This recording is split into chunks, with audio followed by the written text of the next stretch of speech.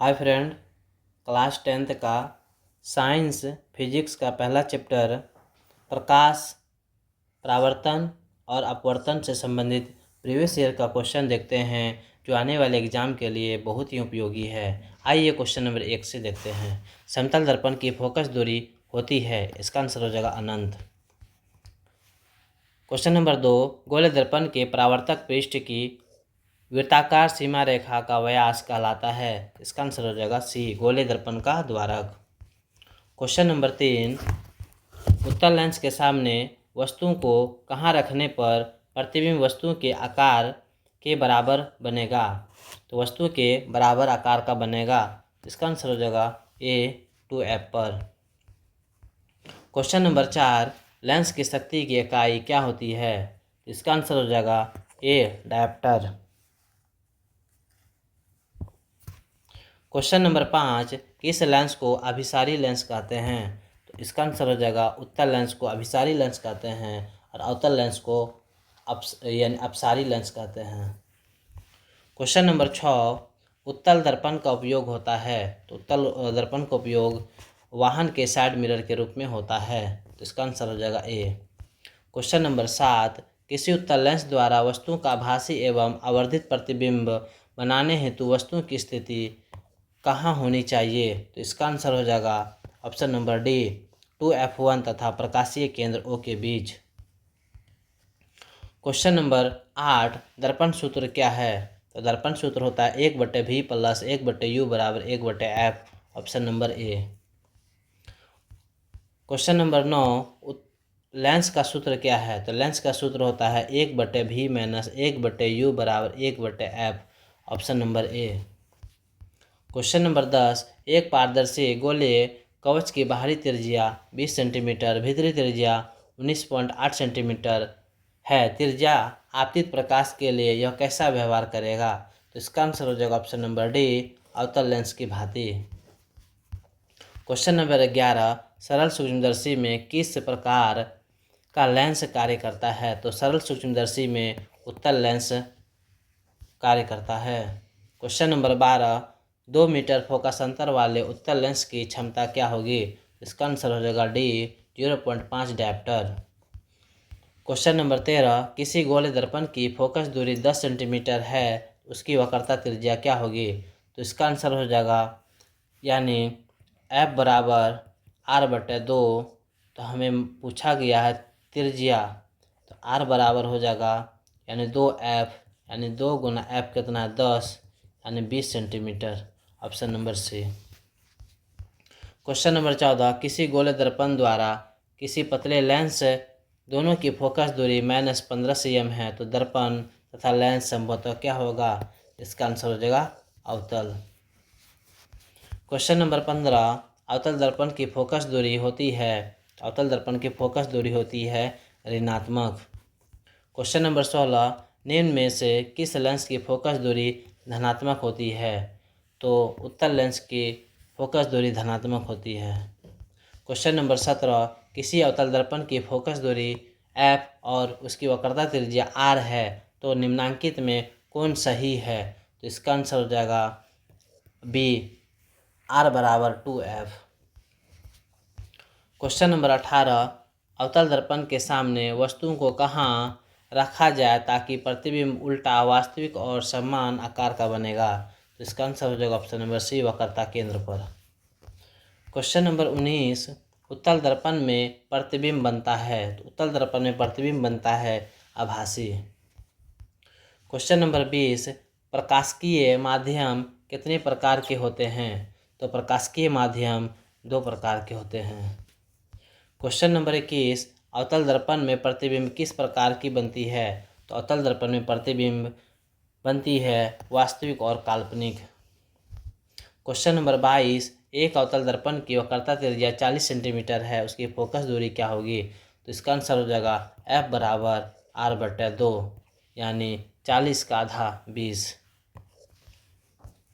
Question number 23, अवतल दर्पण के सामने वस्तुओं को कहाँ रखने पर प्रतिबिंब समान साइज का बनेगा? तो इसका आंसर हो जाएगा ऑप्शन नंबर बी, वक्रता केंद्र पर। क्वेश्चन नंबर 24, किसी अवतल दर्पण की वक्रता त्रिज्या 30 सेंटीमीटर है तो उसके नाभ्यंतर का मान क्या होगा? तो F बराबर R/2, तो 30 का आधा 15 सेंटीमीटर। क्वेश्चन नंबर 25, जब प्रिज्म से किसी प्रकार की किरण का आपतन होता है तो आपतित किरण एवं निर्गत किरण के बीच बने कोण को क्या कहते हैं? इसका आंसर हो जाएगा ऑप्शन नंबर ए, विचलन कोण। क्वेश्चन नंबर 26, निम्न में जल का अपवर्तनांक कौन सा है? तो जल का अपवर्तनांक होता है 1.33, option number A. Question number 27, क्रांतिक कोण के लिए अपवर्तन कोण का मान कितना होता है? तो आंसर हो जाएगा C number 90 degree. Question number 28, प्रकाश के पीछे लौटने की प्रक्रिया को क्या कहते हैं? तो आंसर हो जाएगा प्रकाश का परावर्तन। क्वेश्चन नंबर 29, प्रकाश के अपवर्तन के दूसरे नियम में किसका मान समान होता है? तो ऑप्शन नंबर बी, आपतन कोण परावर्तन कोण के बराबर होता है। क्वेश्चन नंबर 30, प्रकाश के अपवर्तन के कितने नियम हैं? तो प्रकाश के अपवर्तन के 2 नियम हैं। क्वेश्चन नंबर 31, हजामत दाढ़ी बनाने में कौन सा दर्पण का प्रयोग होता है? तो दाढ़ी बनाने में अवतल दर्पण का प्रयोग करते हैं। क्वेश्चन नंबर 32, कांच की एक समांतर पट्टिकार पर श्वेत किरण तिरछी आपतित होती है तो निम्नांकित में कौन सा प्रथम अपवर्तन के साथ घटित होगा? तो इसका आंसर हो जाएगा ऑप्शन नंबर ए, विचलन। क्वेश्चन नंबर 33, यदि किसी समतल दर्पण को 4 डिग्री कोण से घुमाया जाए तो परावर्तित किरण घूम जाती है तो इसका आंसर हो जाएगा दुगुनी दूरी पर दुगुनी कोण से, यानी 8 डिग्री। क्वेश्चन नंबर 34, किसी समतल दर्पण द्वारा आवर्धन होता है, इसका ऑप्शन गलती दिया हुआ है। इसका आंसर हो जाएगा ऑप्शन ए में +1, ऑप्शन बी -1, ऑप्शन सी में हो जाएगा 0 और ऑप्शन डी में हो जाएगा इनमें से कोई नहीं। तो इसका आंसर हो जाएगा ऑप्शन नंबर ए, समतल दर्पण द्वारा आवर्धन +1 होता है। क्वेश्चन नंबर 35, एक व्यक्ति जिसकी लंबाई 1.5 मीटर है को अपना संपूर्ण प्रतिबिंब देखने के लिए समतल दर्पण की न्यूनतम लंबाई होगी तो इसका आंसर हो जाएगा 0.75 मीटर, तो हो जाएगा इसका option number C. Question number 36, किसी उत्तल लेंस की फोकस दूरी होती है। हम सब जानते हैं उत्तल दर्पण हो या उत्तल लेंस हो, उसकी फोकस दूरी हमेशा पॉजिटिव होती है। क्वेश्चन नंबर 37, किसी गोले दर्पण की वक्रता त्रिज्या 50 सेंटीमीटर है, उसकी फोकस दूरी कितनी होगी? तो 50 सेंटीमीटर इसकी त्रिज्या है तो फोकस दूरी क्या हो जाएगी? इसी का आधा हो जाएगा, आर का आधा, यानी 50 का आधा कितना हो जाएगा? 50 का आधा हो जाएगा 25 centimetre, option number C. Question number 38, निम्न में से कौन सा पदार्थ लेंस बनाने के लिए प्रयुक्त नहीं किया जा सकता है? तो लेंस बनाने के लिए मिट्टी का प्रयुक्त नहीं किया जा सकता है। क्वेश्चन नंबर 39, किसी शब्दकोश यानी डिक्शनरी में पाए गए छोटे अक्षरों को पढ़ते समय आप निम्न में से कौन सा लेंस पसंद करेंगे? तो इसका आंसर हो जाएगा option number C, 5 centimetre focus दूरी का एक उत्तल लेंस। क्वेश्चन नंबर 40, आत्मदीप्त वस्तुएं, ऑप्शन नंबर ए सही हो जाएगा, स्वयं प्रकाश उत्सर्जित करती है। क्वेश्चन नंबर 41, किसी बिंदु वस्तु से निकलकर किरणें किसी लेंस को अपवर्तित होकर जिस बिंदु पर मिलती है उसे क्या कहते हैं? तो इसका आंसर हो जाएगा फोकस। क्वेश्चन नंबर 42, उत्तल दर्पण द्वारा बना प्रतिबिंब होता है तो उत्तल दर्पण द्वारा बना प्रतिबिंब होता है सीधा एवं छोटा, सीधा एवं छोटा, इसका आंसर हो जाएगा डी। क्वेश्चन नंबर 43, एक अवतल दर्पण के प्रधान अक्ष पर चलती चींटी का प्रतिबिंब सीधा है तथा बढ़ता जा रहा है, चींटी की गति की दिशा है, इसका आंसर हो जाएगा ऑप्शन नंबर बी, फोकस से ध्रुव की ओर। क्वेश्चन नंबर 44, गोले दर्पण में फोकस अंतर एवं वक्रता त्रिज्या के बीच क्या संबंध है? तो F बराबर हो जाता है R/2 या R बराबर हो जाएगा 2F, तो ऑप्शन नंबर हो जाएगा ए। क्वेश्चन नंबर 45, किसी दर्पण से वस्तुओं का बड़ा प्रतिबिंब बनता है तो किसी दर्पण से वस्तु का बड़ा प्रतिबिंब बनता है, यानी ऑप्शन नंबर बी, अवतल दर्पण में। क्वेश्चन नंबर 46, किसी बिंब का अवतल दर्पण द्वारा बना प्रतिबिंब आभासी, सीधा और बिंब से बड़ा पाया गया वस्तु की स्थिति कहाँ होनी चाहिए? तो वस्तु की स्थिति होनी चाहिए, यानी इसका आंसर हो जाएगा ऑप्शन नंबर डी, दर्पण के ध्रुव तथा फोकस मुख्य फोकस के बीच। क्वेश्चन नंबर 47, गोले दर्पण की फोकस दूरी उसकी वक्रता त्रिज्या की आधी होती है, यानी F बराबर R/2। क्वेश्चन नंबर 48, स्पेक्ट्रम में किस रंग का झुकाव अधिक है? तो झुकाव सबसे अधिक है बैंगनी रंग का। क्वेश्चन नंबर 49, तेले कागज होता है पारभासक। क्वेश्चन नंबर 50, किसी दर्पण से आप चाहे जितनी ही दूरी पर खड़े हो आपका प्रतिबिंब सदा सीधा प्रतीत होता है, संभवतः दर्पण कैसा है?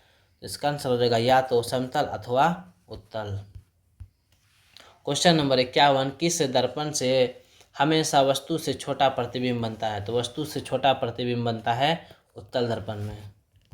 क्वेश्चन नंबर 52, -4 डायोप्टर क्षमता वाले लेंस की फोकस दूरी होती है, तो इसका आंसर हो जाएगा B number 25 centimetre. Question number 53, निर्गत किरण एवं अभिलंब के बीच के कोण को क्या कहते हैं? तो इसका आंसर हो जाएगा निर्गत कोण। क्वेश्चन नंबर 54, समतल दर्पण द्वारा बने वस्तुओं के प्रतिबिंब कैसा होता है? तो समतल दर्पण द्वारा बने वस्तुओं के प्रतिबिंब कैसा बनता है? तो इसका आंसर हो जाएगा बी नंबर, यानी काल्पनिक। क्वेश्चन नंबर 55, एक गोले दर्पण की फोकस दूरी +20 सेंटीमीटर है, तो यह गोले दर्पण कैसा होगा? तो प्लस मान होता है उत्तल में। क्वेश्चन नंबर 56, प्रकाश की चाल विभिन्न माध्यमों में भिन्न भिन्न होती है। क्वेश्चन नंबर 57, स्नेल का नियम का गणितीय रूप क्या है? तो स्नेल का नियम का गणितीय रूप है sin I/sin R, option number A. Question number 58, किसी कोलाइडी विलयन में निलंबित कणों से प्रकाश के प्रकीर्णन को कहा जाता है? तो इसका आंसर हो जाएगा टिंडल प्रभाव। क्वेश्चन नंबर 59, स्पेक्ट्रम प्राप्त करने के लिए किसका उपयोग होता है? तो स्पेक्ट्रम प्राप्त करने के लिए प्रिज्म का उपयोग होता है। क्वेश्चन नंबर 60, किसी माध्यम के अपवर्तनांक का मान होता है sin I/sin R। Question number 61 में उत्तल दर्पण में आवर्धन का महत्तम मान क्या होती है? तो उत्तल दर्पण में आवर्धन का महत्तम मान होती है, यानी option number C 1/2। Question number 62, अवतल लेंस का आवर्धन बराबर होता है, तो अवतल लेंस का आवर्धन होता है V/U, option number D. Question number 63 में दृश्य प्रकाश में किस वर्ण का तरंगदैर्घ्य अधिक होता है? तो किस रंग का तरंगदैर्घ्य अधिक होता है? तो आंसर हो जाएगा यानी लाल का। तो इसका आंसर हो जाएगा ऑप्शन नंबर बी का तरंगदैर्घ्य अधिक होता है। क्वेश्चन नंबर हो जाएगा 64, साइड मिरर के रूप में प्रयुक्त होता है, तो साइड मिरर के रूप में उत्तल दर्पण का प्रयोग होता है। क्वेश्चन नंबर 65, विरल माध्यम से सघन माध्यम में जाती हुई किरण मुड़ जाती है, तो विरल माध्यम से सघन माध्यम में जाती हुई किरण अभिलंब की ओर मुड़ जाती है। क्वेश्चन नंबर 66, किसी उत्तल लेंस का फोकस अंतर 50 सेंटीमीटर है, उसकी क्षमता क्या होगी? तो इसका आंसर हो जाएगा +2 डायोप्टर। क्वेश्चन नंबर 67, किसी दर्पण से वस्तुओं को कहीं भी रखने से वस्तुओं के बराबर आकार का सीधा प्रतिबिंब बनता है, तो दर्पण क्या होगा? तो इसका आंसर हो जाएगा समतल दर्पण। क्वेश्चन नंबर 68, निम्न में से कौन सा पदार्थ लेंस के लिए प्रयुक्त नहीं किया जा सकता है? तो इसका आंसर हो जाएगा पीतल को प्रयुक्त नहीं किया जा सकता है। क्वेश्चन नंबर 69, निम्नलिखित में कौन संख्या प्रकाश के अपवर्तन के नियम के लिए सही है? तो प्रकाश के अपवर्तन के 2 नियम हैं। क्वेश्चन नंबर 70, लेंस के मुख्य फोकस की संख्या कितनी है? तो लेंस की मुख्य फोकस की संख्या 2 होती है। क्वेश्चन नंबर 71, आँख, नाक, गला के चिकित्सा द्वारा उपयोग में लाए जाने वाला दर्पण क्या है? तो इसका आंसर हो जाएगा अवतल दर्पण का प्रयोग डॉक्टरों द्वारा नाक, आँख, गला इत्यादि जांचने के लिए इस्तेमाल किया जाता है। क्वेश्चन नंबर 72, मोटर गाड़ियों के चालक के सामने लगे दर्पण अग्रदीप होते हैं, तो मोटर गाड़ियों के चालक के सामने उत्तल दर्पण का उपयोग होता है। क्वेश्चन नंबर 73, जब किसी समतल दर्पण पर अभिसारी प्रकाश किरण पुंज आपतित होता है तो परावर्तन के बाद दर्पण द्वारा बना प्रतिबिंब होता है। तो इसका आंसर हो जाएगा यानी काल्पनिक तथा दर्पण के आगे। क्वेश्चन नंबर 74, एक उत्तल लेंस होता है तो एक उत्तल लेंस किनारों की अपेक्षा बीच में मोटा होता है। एक अवतल लेंस होता है दोनों किनारों की अपेक्षा बीच में पतला होता है। क्वेश्चन नंबर 75, निम्नलिखित में से किसी वस्तु का वास्तविक प्रतिबिंब कौन बना सकता है। तो वास्तविक प्रतिबिंब कौन बना सकता है, तो इसका आंसर हो जाएगा उत्तल लेंस। क्वेश्चन नंबर 76, किसी बिंब का वास्तविक तथा समान साइज का प्रतिबिंब प्राप्त करने के लिए बिंब को उत्तल लेंस के सामने कहाँ रखेंगे। तो इसका आंसर हो जाएगा फोकस दूरी की दुगुनी दूरी पर। क्वेश्चन नंबर 77, टेंडल प्रभाव प्रकाश की कौन सी परिघटना को प्रदर्शित करता है। तो टेंडल प्रभाव प्रकाश का प्रकीर्णन को प्रदर्शित करता है। क्वेश्चन नंबर 78, वायु में प्रकाश की चाल निर्वात की अपेक्षा होती है। इसका आंसर हो जाएगा कम। क्वेश्चन नंबर 79, निम्न में से किस लेंस की फोकस दूरी धनात्मक होती है। तो धनात्मक जो होती है उत्तल लेंस में फोकस दूरी होती है धनात्मक होती है और अवतल लेंस में फोकस दूरी होती है यानी ऋणात्मक होती है। क्वेश्चन नंबर 80, नई कार्तीय चिन्ह परिपाटी के अनुसार दर्पण के सामने रखे गए बिंब की बिंब दूरी ली जाती है। तो इसका आंसर हो जाएगा बी ऋणात्मक। क्वेश्चन नंबर 81, निम्न में से किस माध्यम में प्रकाश की चाल अधिकतम होती है। तो प्रकाश की चाल अधिकतम होती है निर्वात में। क्वेश्चन नंबर 82, प्रकाश की चाल न्यूनतम होती है। तो प्रकाश की चाल न्यूनतम होती है कांच में। क्वेश्चन नंबर 83, निम्न में से किस दर्पण की फोकस दूरी धनात्मक होती है। तो इसका आंसर हो जाएगा उत्तल दर्पण की फोकस दूरी धनात्मक होती है। क्वेश्चन नंबर 84, यदि किसी समबाहु त्रिभुज में निर्गत कोण और विचलन कोण क्रमशः 40 डिग्री और 30 डिग्री है तो आपतन कोण क्या हो जाएगा। आपतन कोण हो जाएगा आपका 50 डिग्री। क्वेश्चन नंबर 85, एक उत्तल लेंस की क्षमता एक डायप्टर है तो उस लेंस की फोकस दूरी क्या हो जाएगी। इसका आंसर हो जाएगा +100 सेंटीमीटर। क्वेश्चन नंबर 86, उत्तल लेंस द्वारा आवर्धित काल्पनिक प्रतिबिंब तब बनता है जब वस्तु रहती है। तो इसका आंसर हो जाएगा यानी फोकस और लेंस के बीच। क्वेश्चन नंबर 88, निम्न में पानी में डूबे एक उत्तल लेंस की फोकस दूरी हवा में उसकी फोकस दूरी की अपेक्षा अपरिवर्तित रहती है। क्वेश्चन नंबर 89, तालाब का जल कम गहरा दिखाई देने का कारण क्या है। इसका आंसर हो जाएगा अपवर्तन। क्वेश्चन नंबर 90, फोटोग्राफी कैमरा का अधिदृश्य होता है तो फोटोग्राफी कैमरा में उत्तल लेंस का प्रयोग होता है। क्वेश्चन नंबर 91, एक प्रिज्म कितने सतहों से घिरा होता है। एक प्रिज्म जो है 5 सतहों से घिरा रहता है। क्वेश्चन नंबर 92, सघन माध्यम से विरल माध्यम में गमन करने पर आपतन कोण I=0 और अपवर्तन कोण R में क्या संबंध है। तो I = R, ऑप्शन नंबर हो जाएगा बी आंसर।